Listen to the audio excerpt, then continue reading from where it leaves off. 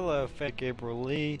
Today I'm going to be playing Destiny and going over the House of Wolves content, sort of a playthrough of the story missions and that sort of thing. I've started the first mission, was having some server errors at the time when I was playing, so they haven't finished it. So I may start that from the beginning. It may be in the middle. I'm not entirely sure.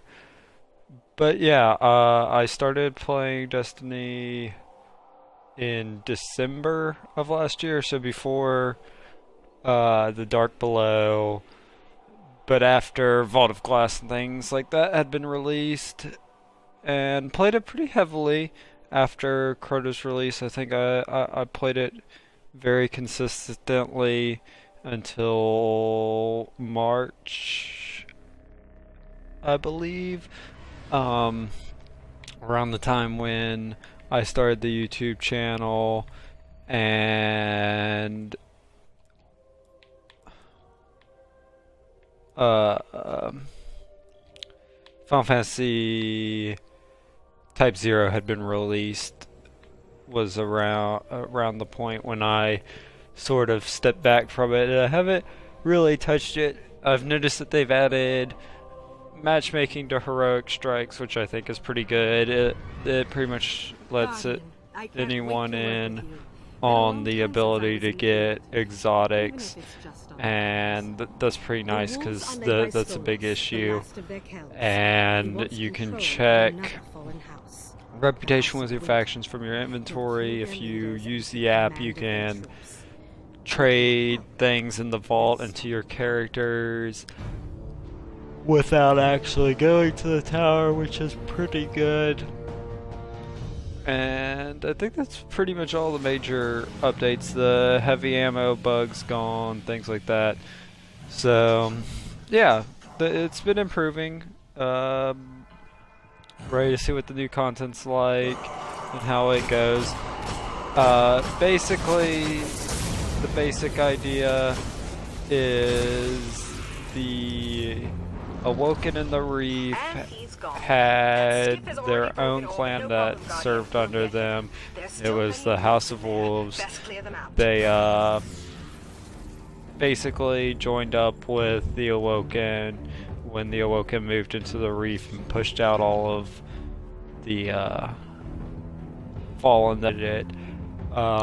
Now there's sort of a rebellion going on. The Kell of the House of Wolves, or the leader of the House of Wolves, his name is Skolas, and he's sort of decided that he no longer wants to work for the Awoken. He wants to be the head honcho of all of the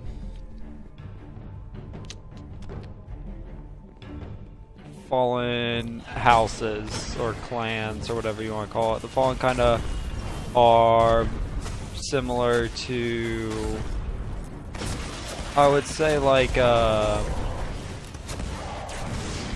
bandit guilds, or like a feudal system is sort of what they run off of. They remind me of like that kind of thing. If you're not familiar with the Fallen, if you've never played Destiny or heard anything about Destiny, that would be the most basic way I could describe the Fallen. This Fallen has a thing called a Scorch Cannon. It's sort of the new weapon that you can get in House of Wolves. I don't know if you'll be able to get it as its own weapon or what. If you can get it as your own weapon, that'd be pretty cool. Right now it seems to work like the sword that the Hive had, though. You kill it, you have not a limited amount of time with this one, but a limited amount of ammo, and it's a pretty powerful gun. I'm not all that familiar with how to use it. Scorch Cannon. Powerful and very rare indeed. And as you notice, Peter Dinklage still hasn't returned. They now have 2 NPCs for House of Wolves that are telling you the story, which I think is pretty good. It allows for a little bit more interplay in the dialogue than Eris Morn had. Though I still feel like Eris Morn so far, I prefer as a character just because she had that very strong, like dark narrative that touched on things like post-traumatic stress disorder, just the horror that existed with the Hive. I think it really characterized the two like aspects of this war between the Guardians and the Minions of Darkness a whole lot better. I think it made it more of a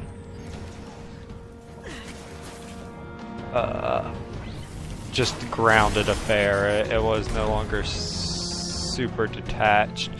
There was a weight to what was going on. But I think with this Varix, who is a awoken loyalist fallen, so he's still loyal to the awoken, he gives a good insight into sort of like fallen culture, while Varys, I believe is the name of the guard captain, gives you a good insight into the awoken culture, and they sort of play off of each other. They got their own sense of humor and everything, so that in my opinion is cool. I sort of wish that the Guardian would talk, or that they would have been got someone that they could keep on hand for Ghost's voice actor, because honestly I think your Guardian should be somehow represented in the interactions of the story. But it probably won't happen in the lifespan of Destiny 1. But I guess we could hope. We could hope for it. I just don't see it happening.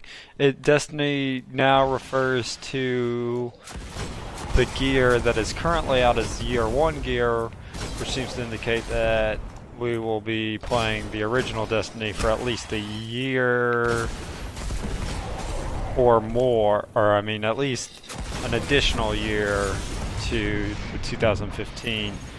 But that's sort of neither here nor there, because I guess there could only be one year 1 loot, and then Destiny 2 could come out and that would be Year 2 loot or something like that. I just can't imagine with the supposed 2 more expansions coming out, one in the fall and one in the winter, that those also fall in the same gear range in terms of stats. Maybe it's to give you more variety in character creation. Really can't speculate on that a whole bunch at the moment. What is that thing? So we got the Scorch Cannon back. We're gonna do a little bit better this time. Powerful. Let's use those ether seeds. Oh, it's on cooldown.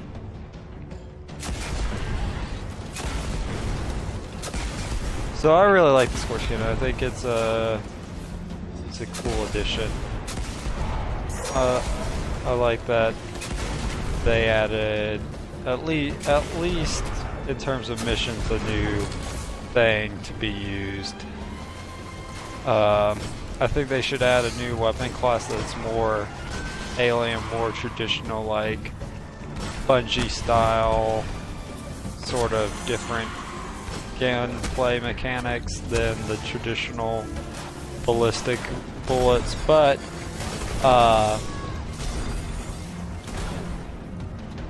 at least we have heavy weapons that work differently. The swords, now the Scorch Cannon. They also added heavy pikes, which are pretty cool when they do the bounce dodge, where it shifts to the left or the right really quickly. It shoots off a mine, which is a lot of fun. The mine blowing up when it comes to the contact, I would say. Maybe it was a proximity thing, but it seemed like it had to come into contact with an enemy. And those are pretty cool. I like the new heavy pikes. It's a good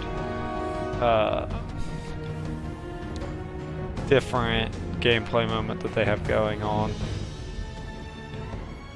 And I like that they're giving a little bit of focus to putting in new vehicles. It indicates a good acknowledgement of that being something that could be fun in the Destiny universe to do.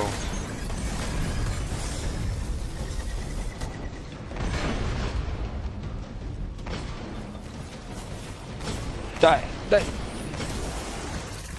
I feel like I'm underperforming damage-wise. I feel like everyone is significantly harder than they were pre-House of Wolves, which is possible.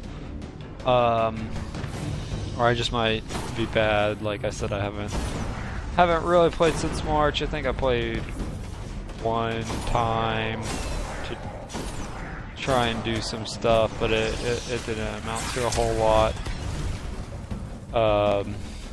So it has been a good while since I played it, and my skill level is not nearly what it used to be. I ran the Omnigul Heroic Strike with some people.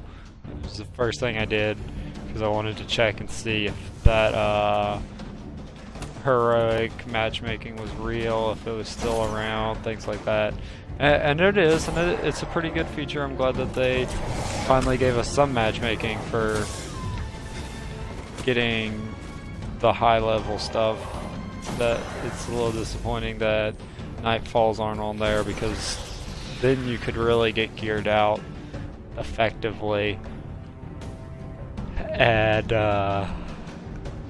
raids would also be a good one, but I mean, I can't blame them.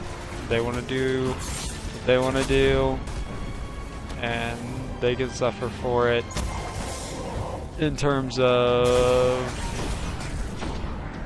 people potentially not coming back. If they want to release just like a raid or something, it'll be harder to get people to come back for something like that than, say, if they had matchmaking and then they could just release a raid with a raid set of armor. Then that doesn't even necessarily have to be significantly better or different than already released raid gear, but just look different, and then they could have people come back just for that like little 30-minute bit of content, because it's a new raid, new 6-player experience that good matchmaking into. I don't want to die today, and I think that would make them a little bit more money, have a little bit firmer player base. But I can also see their logic behind not wanting legit matchmaking, but I think there should be a looking for group feature within the game that you can put up and indicate to people, and you can sort of communicate on an open chat line or something, figure out if this person's sort of kind of person you want to be working with on your raid, accept or deny them, see what kind of gear they have beforehand, things like that, so you're not going in with under-geared people. That's a Scorch Cannon and I don't want it.